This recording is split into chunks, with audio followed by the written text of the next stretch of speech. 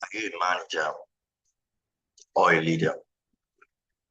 In this video, you're going to be knowing the difference between the two and how to actually activate your leadership cap and lead as a true leader, as a CEO or as a leader wherever you are, in any organization, any institution where you find yourself, and actually make the mark by defining the difference between leadership and management. So don't just be a leader or don't just be a manager. You should lead. The difference between the two would define your success. Welcome to this video. I'm Dr. Oluwa. I'm a business consultant and executive coach. I help companies and boards on strategy. And in this YouTube channel, and in this video today, I'll be talking about leadership versus management objective. That's the title of this episode. This episode is episode 5 of the CEO leadership strategy series. Leadership versus management. Let's dive in. Welcome once again. I want to thank you for taking our time to join me on this video. In this video today, we're looking at leadership versus management objective. What's the difference between leadership and management, and why CEOs must excel in both of them, or primarily in leadership. And the difference between it, to define your success as a CEO, I want to make sure that you set the stage with a compelling personal vision and also know the difference between these two concepts. Very, very, very key. In this long video, we're going to be looking at different sections. The first, we're going to do a deep dive into this concept of leadership versus the management objective. Look at the meaning of the concept. What does it mean? What is leadership? What is management? And why CEOs must focus on leadership. And look at the major areas. And one of the major areas we're going to look at is the importance of empowering others versus simply delegating tasks. Secondly, we look at the long impact of visionary leadership compared to day-to-day management. And then we'll introduce the concept of transformational leadership versus transactional leadership. Very, very important. After that, we go to the case study section where we look at 2 case studies. One is on Microsoft and one is on another company, a mid-sized company. So the first on Microsoft, we're going to be looking at how Satya Nadella, the CEO of Microsoft, focused on was able to move from a management-focused culture of leadership to a leadership-driven culture of leadership. And it was able to transform the company because of this transition from management-focused leadership to a leadership-driven leadership. And that's what he did at Microsoft. Then the second case study is a story of a mid-sized company that the CEO moved from controlling every detail. They moved from micromanaging to setting a clear vision and trusting his management, his leadership team. And those 2 case studies are going to drive up the point in this topic on leadership versus the management objective. Then after that, we'll move to the question and answer section, where I'm going to be asking 5 key questions on this topic. These are questions that have been created and questions I've also received from people while preparing this topic. And I'm going to be sharing my own personal experience, what I've learned along the way, and what I've also learned from reading business stories from great leaders, and also my personal experience as I reflect on these questions. Then the call to action. What can we do differently as leaders after receiving this information? And what can we do to transform our companies and institutions we lead? So let's dive into it together. So the truth about it, I started by saying that, are you a leader or just a manager? And the difference between the two will define your success as a CEO. I want to share, a personal story. I used to work under a manager in my career that checked every detail, I saw the experience working with that leader earlier in my career, and also another leader that inspired the team to set a clear vision. He set a clear vision as a leader himself, and he inspired the team with this clear vision he set as a leader. And comparing the two leaders, my own experience growing up in leadership, I saw the difference between leadership and management, and how having that mindset of a leader, that's the approach of leadership is far, far more superior than we just go through the management approach as a leader. And I was able to see that the leader that had the leadership approach empowered more subordinates. It created an atmosphere for innovation, and a lot of things actually, worked. The economy was more productive. We innovated under his leadership, and there was a lot of good that happened in that stead. There's a popular story of, a popular saying of Quincy Jones, the great music producer and legend, that said that if your actions, and I quote, if your actions inspire others to dream more, learn more, do more, and become more, you are a leader. Let me take that again. The great Quincy Jones said, if your actions inspire others to dream more, learn more, do more, and become more, you are a leader. That's a very great saying from Quincy Jones. And that's actually true. As a leader, you're supposed to inspire your subordinates to dream more, to learn more, to do more, to become more. And that's what we're going to be discussing when we get to the section on transactional versus transformational leadership. So the first thing, the concept we're going to look at is the fact that managers focus on task, while leaders focus on a vision. Managers focus on tasks, where leaders focus on a vision. It's very important for us to know this, because as we progress in our leadership journey, you need to understand the fact that management involves operations, where leadership involves visioning, long-term planning, taking a company from point A to point B, and making the company achieve a goal that is bigger than an individual, that is bigger than what one can be said to be trivial, something very intimidating, something very bold, something very audacious, something very, very strong and very impactful. And to do this, a leader must envision, broadly. A leader must set a broad agenda, a big vision, something that is big and as audacious, that is ambitious, and that is also going to be very impactful. And that's the concept of envisioning. And the difference between the two must be defined. So let me define it at this point in time. Management involves planning, organizing, ensuring daily operations, running things smoothly.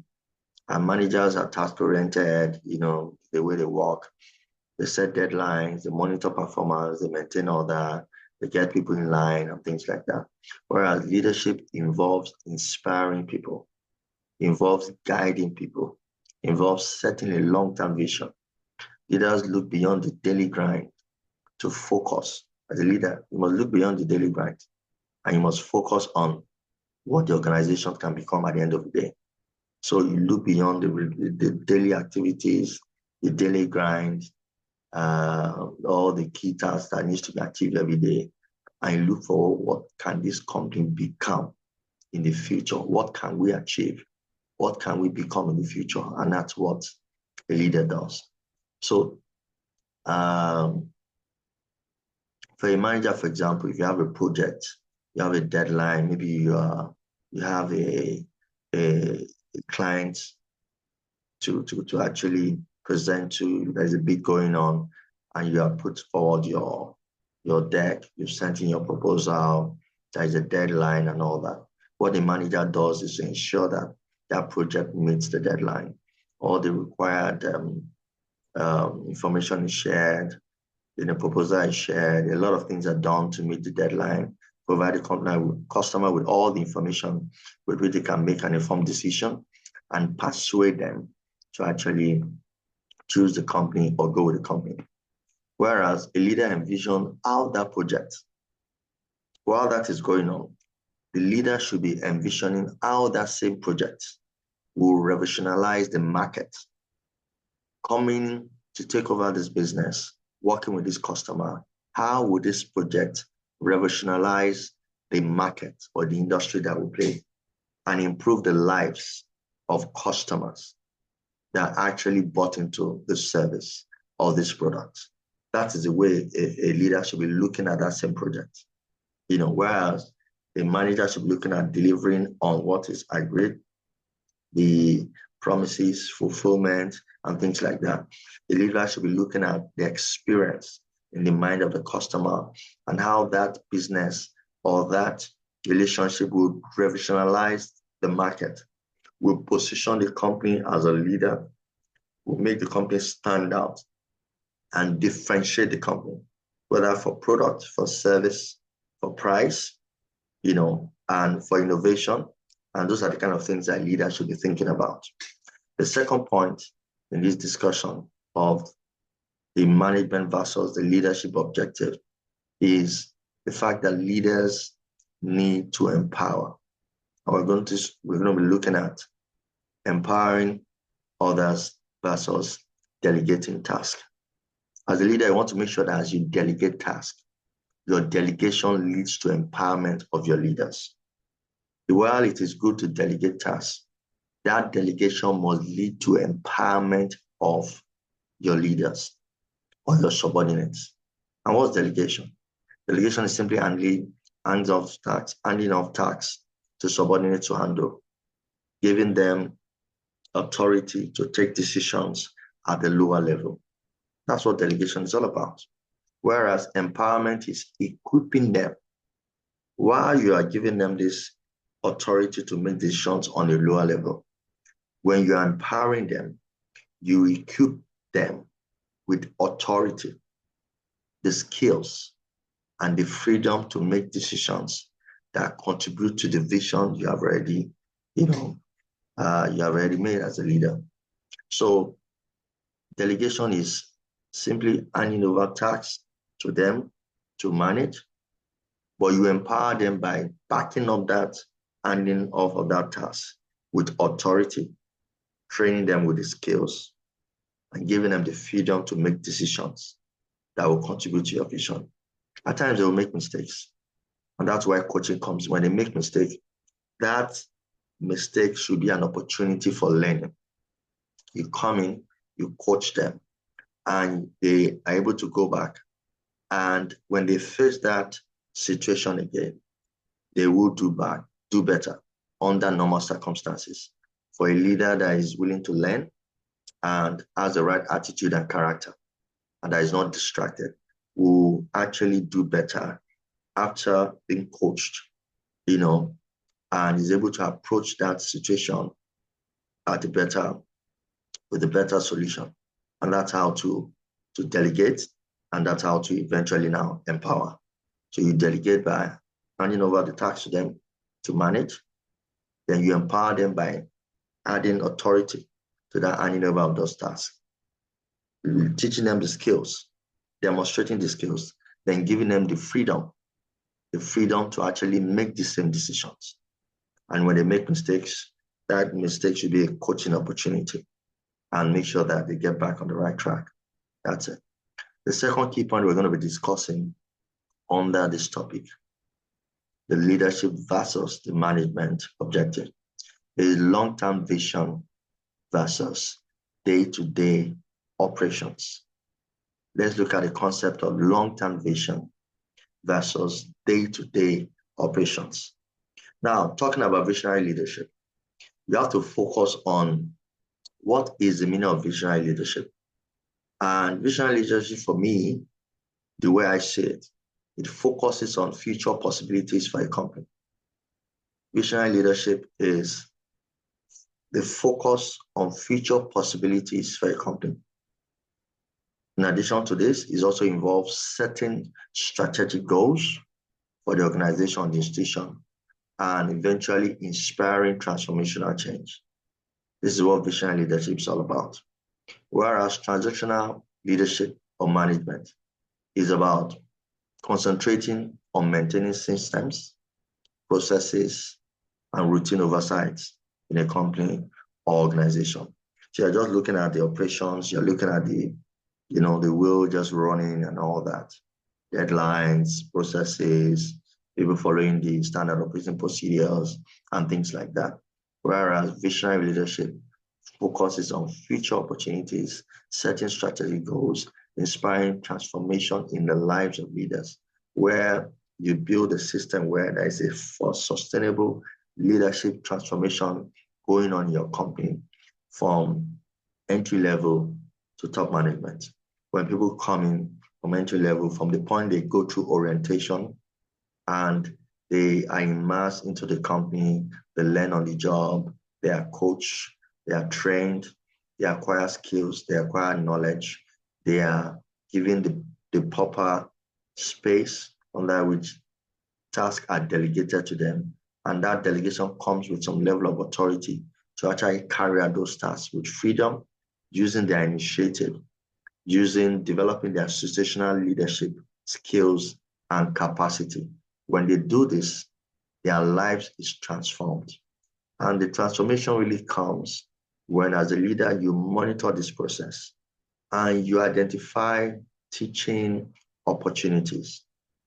You identify crossroads, opportunities, situations, and events that will make for a very good teaching opportunity, coaching opportunity, mentoring opportunity for your leader.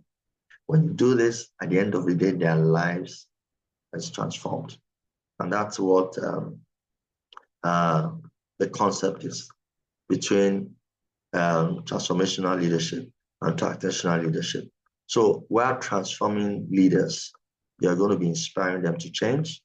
You're going to be encouraging innovation in what they bring to the table and the way they go about their work and how they add value to the organization. You're going to be actually inspiring them to change, to become a better version of themselves, and to also see leadership in a new light and actually come to that realm where they understand what leadership is. And as you inspire change and innovation, you will see the company transform. You'll see the company make progress, and there will be a lot of productivity. Now, compare this with transactional management, where a leader focuses on rewards and punishments and maintaining his status and the boss, don't make any mistake, don't mess up here and things like that. The status quo will be maintained because people are not being transformed. They are not being changed. That focusing on innovation will not be there because there is a lot of distraction to the personality to say, I'm the one here, I'm the one in charge, don't try this, don't try that, I'll deal with you and things like that. And in organizations like that, the atmosphere will usually be toxic. And it will be toxic because people live in fear. They live in fear of being fired. They live in fear of stepping on toes of the CEO, of the leader. And it doesn't allow them to actually bring out that productivity, that innovation, and they don't involve into the kind of leaders that can transform the company and that will contribute positively to the development and the transformation of that company. So while transactional management is important, transactional management is best handled by managers, whereas the CEO should focus on transformational leadership. And as he does this to his first line reports, direct reports, they will also be able to replicate same approach to their own subordinates down the line. So what you want to see happen in the organization, want to create that sustainable leadership system and build a pipeline of leaders in the organization. whatever you want to see happen down the line, you must first model it as a leader and as a CEO. If you want to see transformational leadership occur across various levels in the organization, you must first model what that transformational leadership is yourself, to your own direct reports, to your HODs, to your top management staff, people that report to you. If you are the CEO, people are the C-suite. You want to model this transformational leadership to them through training, through mentoring, through delegation backed with authority, and developing their situational leadership capacity and develop those skills. Whereas for transformational management, they run the operations, they manage the team, the deadlines are met, the standard operating procedures are implemented and executed, where there are deviations, people are corrected and brought back and aligned and things like that. Your goal is not to focus on rewards and punishment and maintaining status quo, but to go a bit higher, inspiring change and innovation in the company. And while those both goals are necessary, like I said, the long-term growth of the company will be fueled by leaders that can motivate and chart a visionary path forward for the company. So I want to encourage you to consider your current role, the role you are in right now, and align these definitions with the role you play. If you are still a manager, yes, understand what management is and make sure your eyes on the ball and you do that. But even within your own space as a manager, now look at the subordinates that are below you. Look for ways to actually inspire them. Look for ways to actually make them better. Look for ways to coach them, to develop skills that will make them transformational, that make them actually innovate and be more productive and see themselves the role they play in the big picture. That is what you have to do to the people that report to you, and make sure that you inspire them for greatness and where that innovation and that productivity is going on. So make sure that your day-to-day activities as a manager aligns with the larger vision of the CEO. So you want to make sure that you also do that, to the people that report to you. And you have your leader here, you're a CEO. I want to ask you this question. When was the last time you yourself, you felt you inspired the people that work with you? When was the last time you feel you actually inspired them? It's because you have to look for opportunities, these interactions, make sure that they are life-changing opportunities. I talked about using the opportunities of mistakes, of failures as a very strong teaching point to actually teach, to actually inspire your team members. And as you do this, they'll become emboldened, that they will see the role they play in the bigger picture. There'll be more productivity and there'll be more innovation in the company. So those are the three concepts I wanted to discuss. The first we looked at was managers focus on tasks, leaders focus on vision. The second point, we look at empowering others versus delegating tasks and define what delegation is and define what empowerment is, the difference between the two and how you do it. And the third point, we talked about long vision versus day-to-day operations.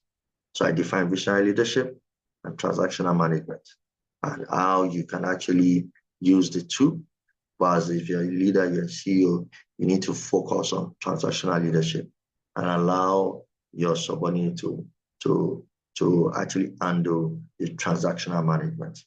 You oversee it from a distance and wait for those teaching points to come in and coach them and mentor them, and also add to that coaching and mentoring with formal training that the organization will actually procure for them. So that's what you should do. So we've come to the case study section. And as I said earlier, we'll be looking at two case studies. The first case study is the story of Microsoft under the leadership of Satya Nadella. And I'm going to be looking at the background of the company and how Microsoft's cultural transformation under their CEO, Satya Nadella, actually transformed the company.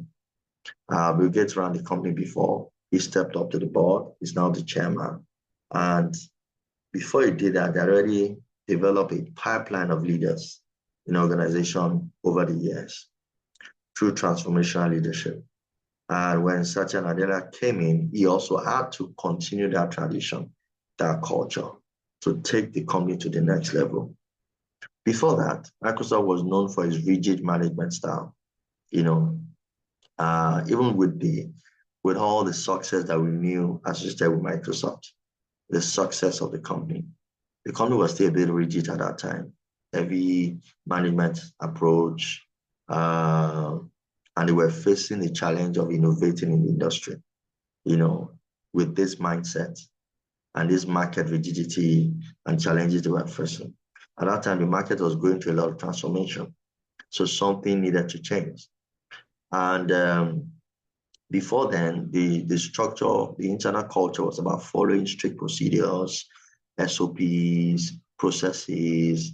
Then while doing that, they also, were innovative. I will give it to them. Because they were not innovative, they wouldn't have become the kind of company they become in that, in that era. So they were creative, they were innovative, but there was still a lot of rigidity in the culture of the company. So when Satya Nadella came in, when he took over, what he did differently was he emphasized a cultural shift from micromanagement, which was, widespread then, to empowerment. He focused on transiting from micromanagement to empowerment. He did that at Microsoft. And he was able to do that by creating a growth mindset in the mind of leaders and the team, and making sure that every employee was encouraged to learn, to innovate, and to collaborate. So it created an atmosphere where all the staff were always learning something new, they're always collaborating. They saw their role in the big picture. The fact that this company is not going to innovate without us. This company is not going to innovate without me. I have a role to play. I have a role to play in that innovation. And it's something I bring to the table. So they were encouraged to keep learning, developing skills, adding more knowledge, experimenting, collaborating. So when they collaborated, they discussed, they bounced off ideas on each other. They did experiment, they tested those experiments. And those ideas were never seen as too foolish. They were explored, they were tested. Nobody was turned down if you had an idea. And that encouraged a whole lot of innovation. They bought into that growth mindset. They saw the role they have to play in that mix. And they were encouraged to learn, to innovate, and to collaborate. And the key changes were evident. Number one, a vision-driven approach, was executed. That's one of the key things he did. He articulated a very clear vision for the future of the company on technology and the role Microsoft was going to play in the revolution of technology in the world. It was very, very clear. And that we're going to be at the forefront of this. You have to be part of this as a team member. So you have to transform first, and the company will also transform. So if you are not learning, if you are not innovating, if you are not collaborating, there's no way the company is going to transform. There's no way the company is going to transform. So that was the role. So they were able to do those things. And actually, the transformation started at that point in time. And that continued under his work. So the transformation continued to empowering teams. Instead of dictating every detail to the team members, he trusted them with their own initiative. And leadership continued to build confidence. It allowed them to experiment. This is very, very important. And take ownership of projects. As a CEO, as a leader, you must, when you delegate, you back them up with authority. Your leaders must be backed up with authority so that what you have delegated to them, they have the authority to carry it out. And when they carry it out, they might make mistakes at times. See those mistakes as experiments and use those mistakes, those challenges, or those mistakes they make as a learning point. One thing I learned very early in my management journey is that one of the best ways to know what to do is to know what not to do. And that's one of the power of failure and mistakes. When you make a mistake or you fail at something, you will have discovered how not to do something. And if you learn in that process, if that event is used as a good learning opportunity, you will know that that approach wouldn't work.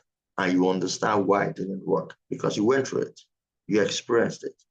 Then you can now explore what works, with knowledge, with skill, with coaching, with mentoring. That's very, very important. So he trusted his leadership team and allowed them to experiment and take ownership of projects. And that brought in a lot of innovation and productivity. And the impact was very, very massive.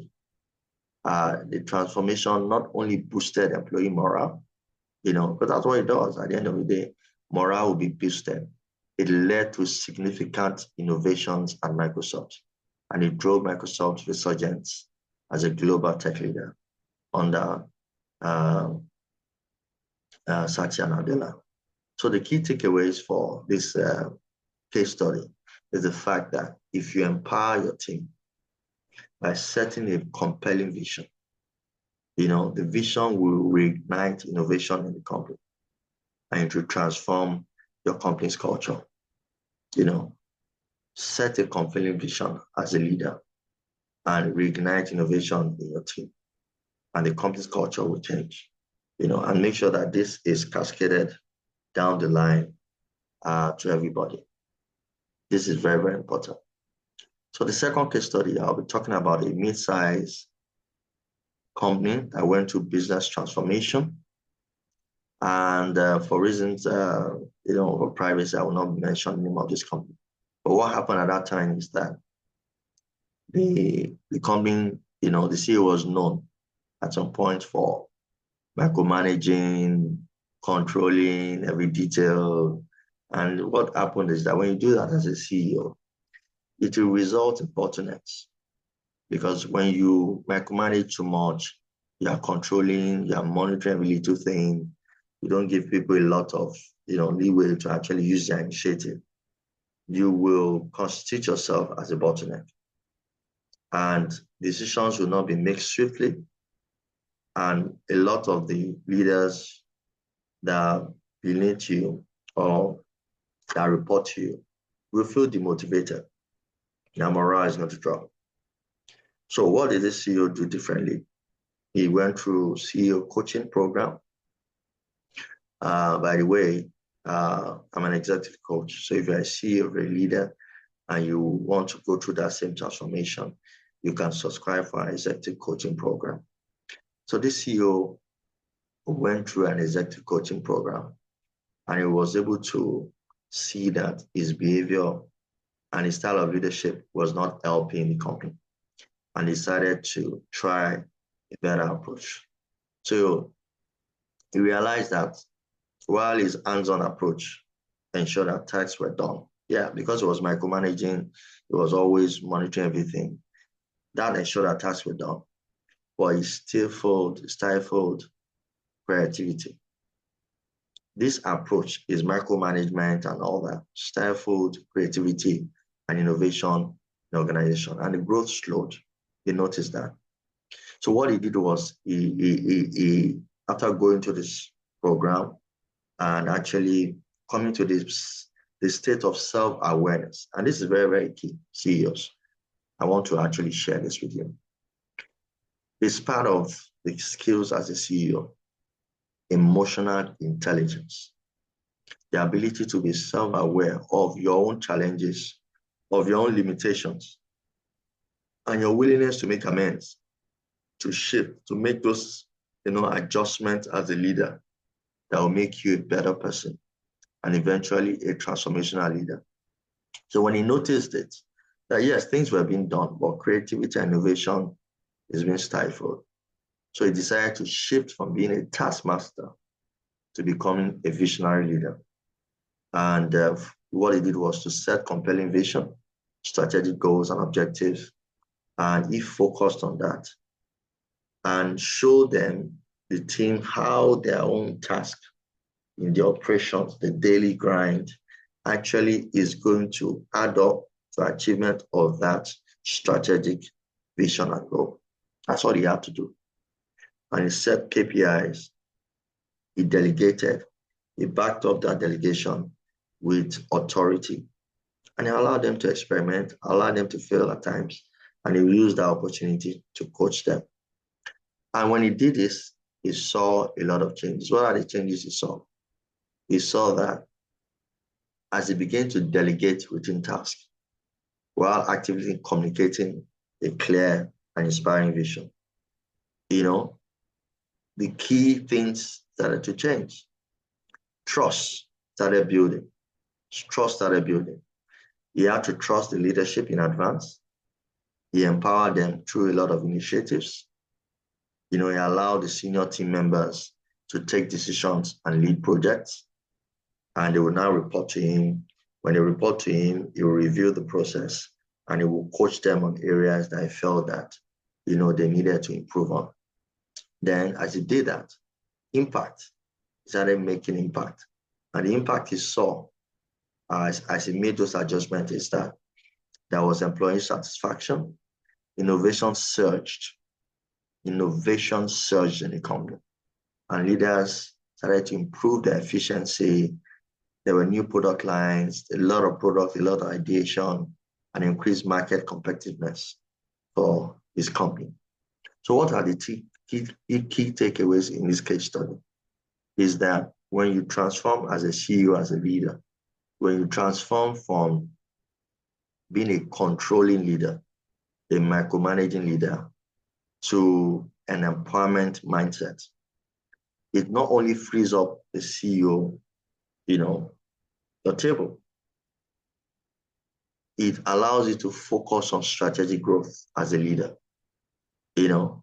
and, it makes you more proactive. The team will become more engaged, and when the team becomes more engaged, because they have that sense of ownership, you have trusted them, you backed up that trust, that delegation with some authority, they become more engaged, and they see their role in the strategic growth of the company, and they will achieve that goal.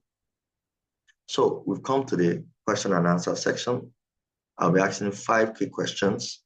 I'll be looking deep into my experience over the last 2 decades to draw stories.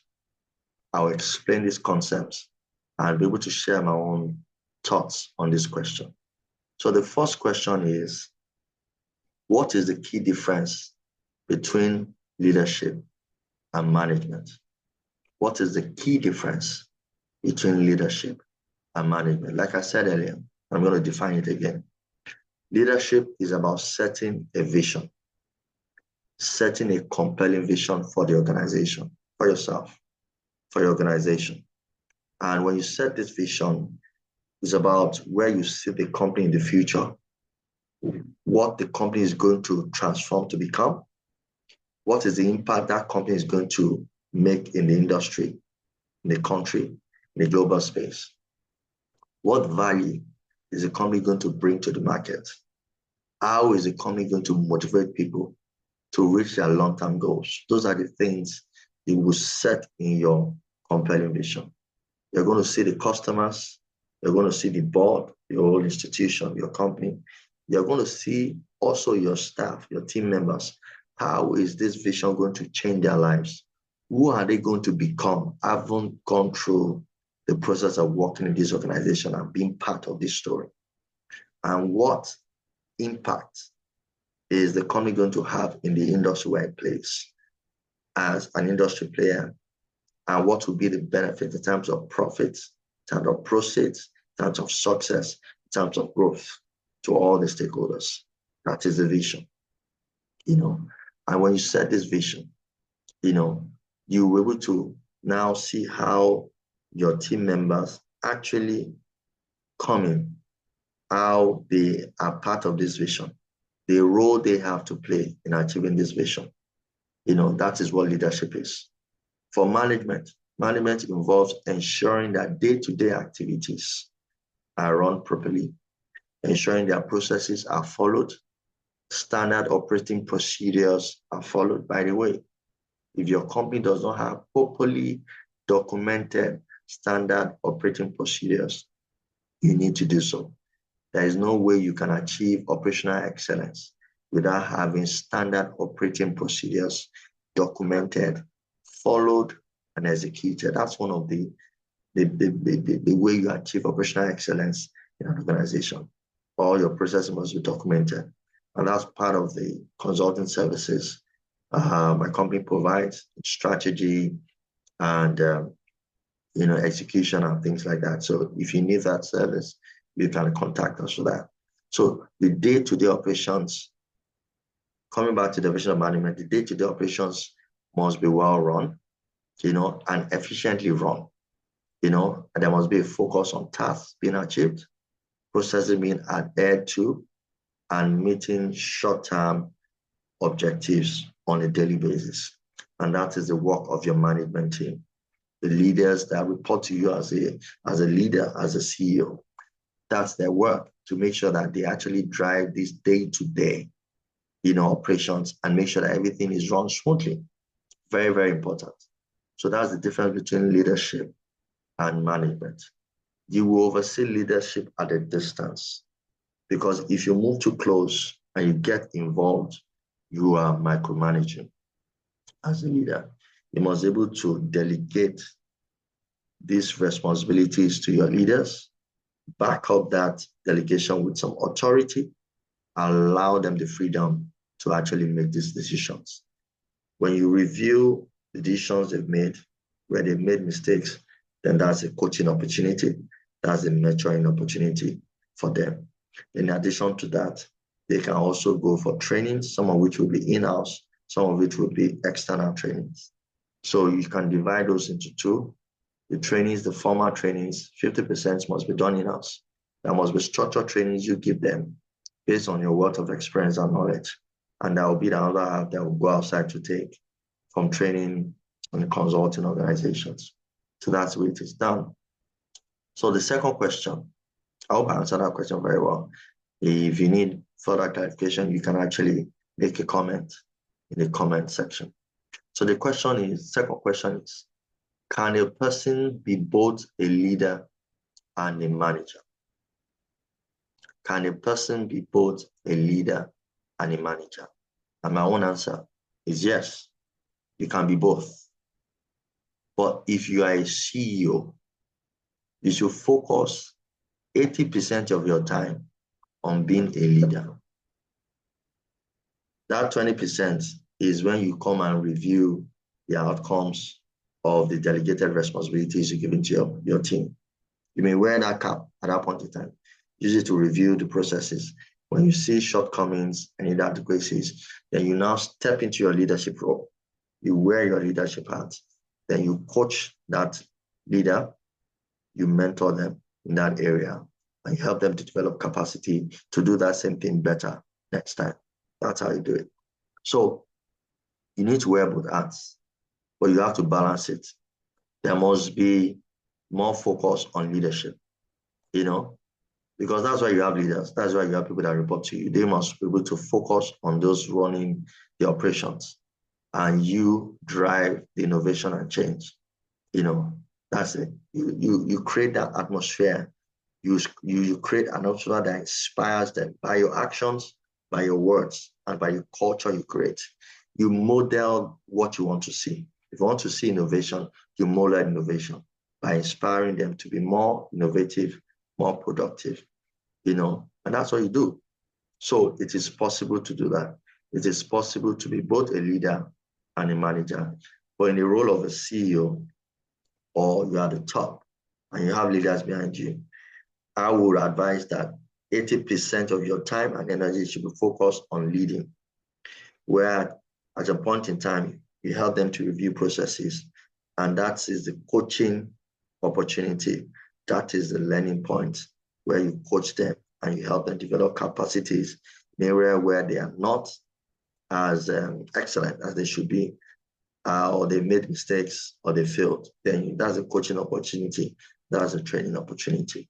So you can be both, but you focus on being a leader. So the top question, how can someone transition from being a good manager to an inspiring leader? Very, very good question.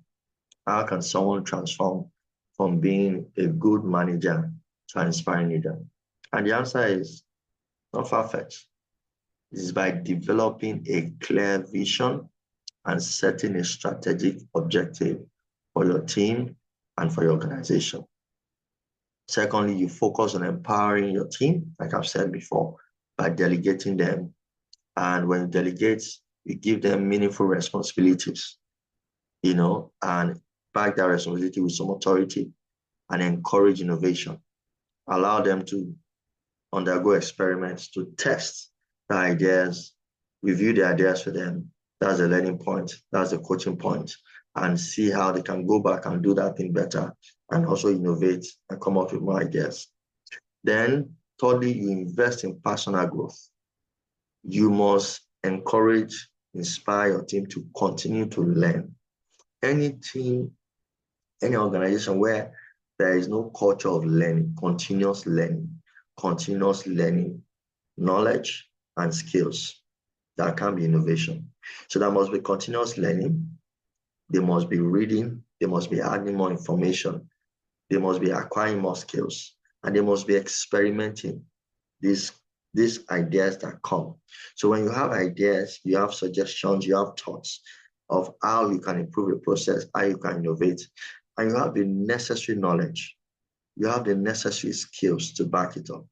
You'll be able to guide these ideas and turn them into things that can be executed and implemented. It might be processes that will be re-engineered. It might be products that will be developed. It might be an approach to business that will be innovated, that will give a better experience to customers, better products, new services, that will differentiate the company in the market, whether for quality or for price, or for service.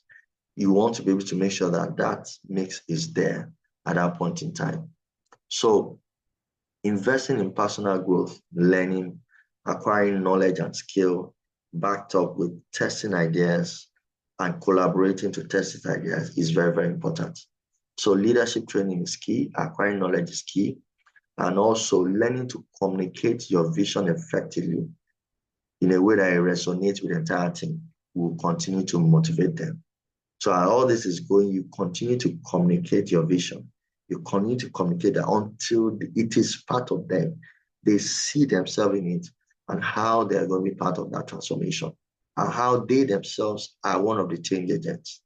Then they are made for life because they are locked in and they will never deviate from that mindset. So that's how to transform from a good manager to an inspiring leader. The fourth question, what are some practical ways for CEOs to empower their teams? Okay, so number one, delegate. I can't say that enough. Delegate. So delegate decision making, back it up with authority, and this will empower your leaders to develop capacity. Number two, encourage a culture of open communication in your organization and feedback. Your leaders, your subordinates should not fear you. They should respect you. They should honor you, but they shouldn't fear you. Fear stifles innovation. Wherever you instill, if you rule by fear as a leader, you're not going anywhere. So you must be able to encourage them to be free with you, encourage open communication, encourage feedback from them. As a CEO, what I normally do in my roles as CEO and also running my company is I talk to the staff, I bring them to my office, and I ask them, what do you think we can do better in this company? If you are in my shoes, what will you do differently? And they will talk. They will tell you their own perspective, from their own desk, from what they do, from seeing the role they play in the entire matrix. They will tell you what they think should be done differently. It doesn't mean they know everything, but you will understand that there are a lot of them that are actually smart, that have brilliant ideas. And if these ideas can be tested, you should ensure that all ideas are tested, and the ones that are good, you adopt it. And you recognize the staff that actually made that contribution. Very, very important. So delegate decision-making authority, encourage a culture of open communication and feedback, where every member, every staff's input is valued. In the last episode, we talked about how CEOs build strong performing teams. And one of the case studies was the story of Southwest Airlines in America, how they empowered every staff to be able to resolve customer complaints where it occurred, no matter how junior the staff was. That empower the staff. They saw themselves as a change agent. So they will look out for an opportunity to improve customer experience at their desk, at their desk, and they make sure that they actually, were ambassadors of the company in every area of the business. And till today, the company has continued to stand out in the US market, the local airline market. Very, very key. The last thing to do under this question is to provide resources and training that will help your leaders and employees to grow in their roles. So I talked about training, internal training, external training, coaching, and learning on the job. Also, in the last video, if you've not seen that last video, the Ep.5, go and watch it. We talked about how you can implement the 70-20-10 rule. The 70-20-10 rule says that 70% of the time of an employee or a team member is supposed to be focused on learning on the job. 20% should be focused on learning from mentoring and coaching by a leader or the person that the person reports to. Then 10% of the time should be focused on learning from formal training. And that formal training can be internal in-house trainings or external training. So you can implement the 70-20-30 rule, provide resources for training, develop the capacity of your staff, and make sure that you boost their confidence and competence. The fifth question I'll be answering is, what challenges might organizations face if they rely too heavily on management rather than leadership? Very good question. What challenges might an organization face if that organization relied mainly on management, too heavily on management rather than leadership? So what will happen is that you'll be more focused on day-to-day operations. That will happen. And what happens is that the organization will experience stagnation at the end of the day because of lack of motivation. You are likely as a leader going to be micromanaging your team members. You are coming down to the day-to-day grind, operations. You are now wearing the cap of a manager 80% of the time. You are in their space. You are demotivating them. Morale will be low. They will not be able to use their initiative. They will not develop that situational leadership capacity and skill. And it will affect innovation and productivity in the organization. So when morale goes down, they feel undervalued. They feel micromanaged because you're not competing with them at the operations level. There will be overemphasis on tasks that can hinder the company's ability. So the company will not be able to adapt to the market changes because you are playing that innovation, productivity, collaboration, experimenting with ideas, that confidence of building that skill in each of your leaders to say, I can take decision. When they see any situation, they see any challenge, they innovate themselves, they think on their feet, they come up with solutions. That's kind of organization you want. So, but when you focus so much on management rather than leadership, you will kill that leadership acumen that you are supposed to be building. And all these things are supposed to be helping you to build a pipeline of leaders in organizations. So once you're focused so much on leadership rather than leadership more than management, then it's more of the grind, and routine tasks will be overemphasized. And that will lead to loss of competitive advantage at the end of the day. So you want to make sure you balance the two. Delegate to your management team. You set the compelling vision, continue to lead, and continue to set the vision for them. Continue to mentor them, develop their capacity, Those learning points will come, failures, mistakes, you strengthen their capacity, their thinking skills. You teach them, you coach them, you mentor them, expose them to formal training, let them acquire knowledge, let them acquire skills.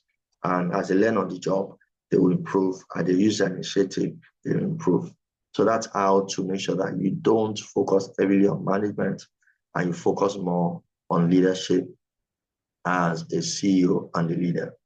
So in summarizing, we're able to see that managers ensure that tasks are completed, where true leaders inspire vision and drive transformational change. And as a CEO, as a leader, you should focus on being a transformational leader. Inspire people, just like Quincy Jones said, to learn more, to do more, to become more, to aspire more. And that is what transformational leadership is about.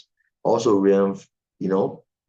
focus on leadership on a long term to achieve growth of the company.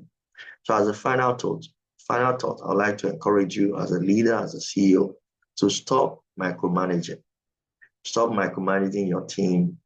Instead, start leading with a vision. Reflect on your own role as a leader today. Do me a favor. Reflect on your own role as a leader today and make sure you empower the people around you. Make sure you empower, you delegate, give them the authority, you monitor their successes. When they are learning points, make sure you coach, you train them, and also expose them and encourage a culture of learning, continuous learning in the organization, a good communication, feedback, and try and make sure that you are not ruling by fear. You are leading rather. Lead by inspiring people, don't lead by fear. And when they're able to give you feedback, you learn from them, encourage experiment, and teach them when you see teaching opportunities and ensure that they actually develop their leadership acumen and their capacity.